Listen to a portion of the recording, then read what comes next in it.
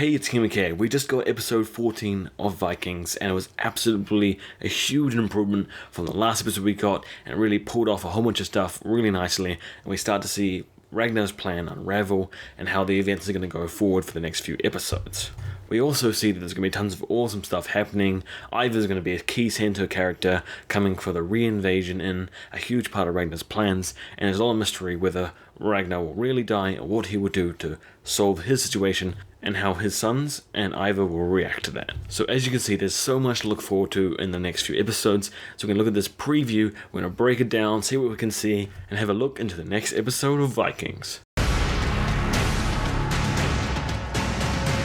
Now this short clip here doesn't mean a lot on its own, apart from what we can know is that when people look into mirrors and water as reflections, it's generally because they're reflecting back on their own actions, what they're about to do, and they're thinking very deeply about everything that happened beforehand and now. So clearly he's washing away his past by splashing in the water, because he needs to prepare himself for what he's going to do next.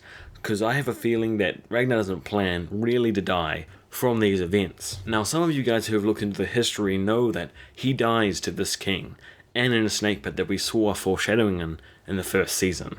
So it seems like they're bringing him round to that historical death ending, but I don't think they do. They've given us a lot of hints throughout teasers and explanations with the writer and the show producers, and they seem to indicate over and over again that Ragnar's not going to die anytime soon. So maybe they're just teasing at this and reminding us again at this point that he still hates Ragnar, still going to kill him, and maybe even foreshadow again the way he might die later on. But I can't be sure of this. He could die this season, and that would be a big event that happens.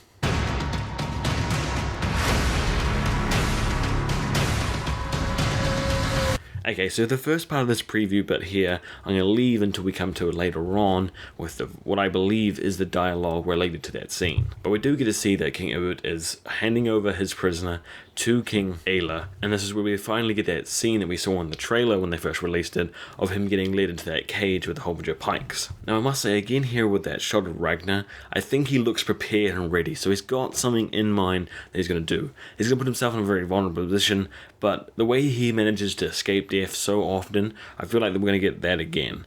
You can quote me wrong later on when he dies, but I think that's what's going to happen.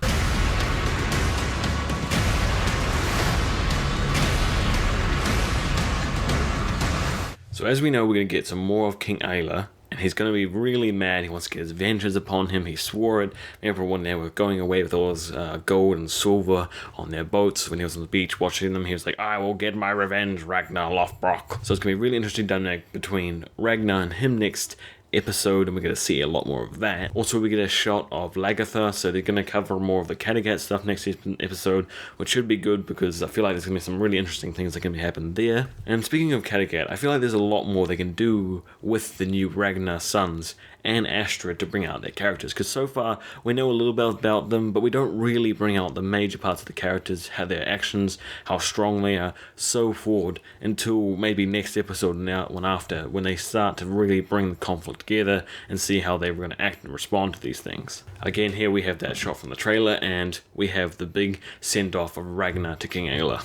So clearly from what we've seen so far in this preview, it's going to be a big part of the episode, this handing over to King Ayla and how that's going to happen. I feel like the actual part when he's been handed over is going to be shorter than the huge build-up, dramatized part to it. Be ruthless. Okay, so this is where the main bulk of stuff on this episode just gets chucked in rapid fire. So we're going to go through every little snippet and see what we can see. We start off with them holding this Christ symbol dangling down, which could be held by Atherton's son, or could be something that was given to Ragnar by King Earl or someone else. Then we have the shot of the blind seer from Kattegat, who's clearly in England, as Ragnar is in the background of his cage getting towed to King Ayla somewhere, which could be an indication to how he had that prophecy where he's fated to die when the blind man sees him. Now this was supposed to be like a play on words to say that he was never going to die, but it really could be this interesting way how they bring up it, and they're going to foreshadow it here a lot, clearly. Now we know that it was Ragnar in the background from the shot here that we see of him traveling with the knights and stuff, plus it was fairly obvious even though it was blurred that it was him. Then here again we see that King Urban is awaiting his long-awaited prisoner that he wants to get his revenge upon. Should be a happy day for him. And then we have this shot of someone walking across some rough ground with a bleeding feet. Don't know where it's from. If you guys do, then leave it in the comment section below, but I really really haven't been able to figure it out. It looks like it could be some kind of monk robe or something,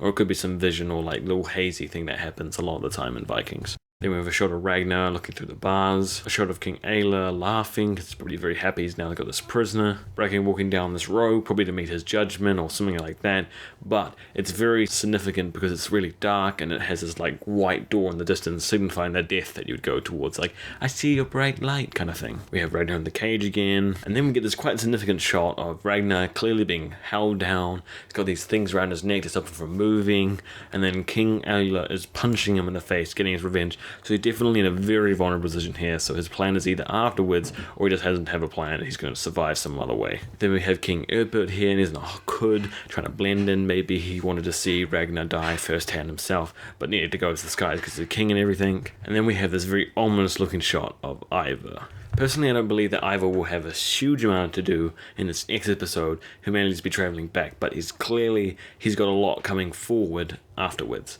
And this is where we get to this dialogue right here at this end part. Be ruthless. Here Ragnar says, be ruthless, and it's clearly indicating not to Bjorn, but to Ivar when he was chained up and he was telling him how to come back with his brothers and get revenge for his death and so on, and he's telling him to be ruthless. He could be to either both King Erbert and King Ayla, or just King Ayla. He could be keeping his word or not. I'm not entirely sure yet. But at least the shot here will show us that we will get some Bjorn stuff next episode, because we didn't have any this episode, so hopefully we can get back onto his train and where he's heading with Rolor, and that should be like a nice comical relief to the tense stuff happening with Ragnar.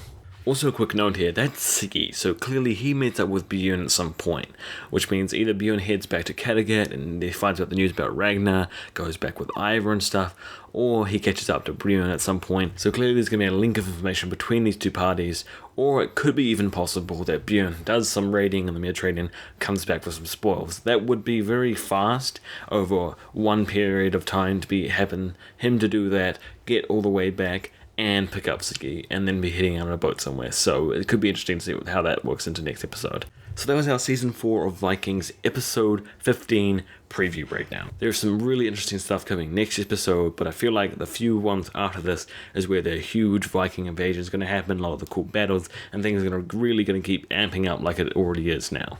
So thanks for watching. Make sure to tell me what you guys thought about this episode and the one we're going to get next week in the comment section below. It's really interesting to hear your guys' theories about what Vikings is going to do next. Other than that, I'll see you guys next time.